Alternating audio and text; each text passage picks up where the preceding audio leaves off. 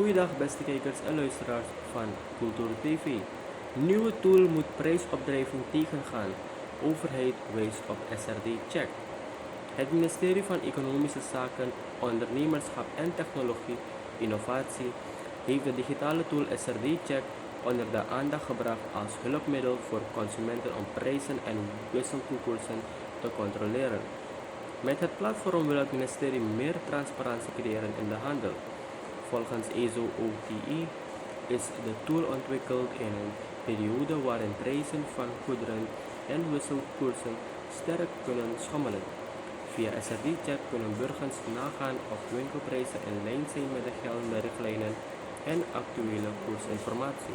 Het ministerie zegt dat de toepassing consumenten moet helpen om beter inzicht te krijgen in de prijsopbouw van basisgoederen.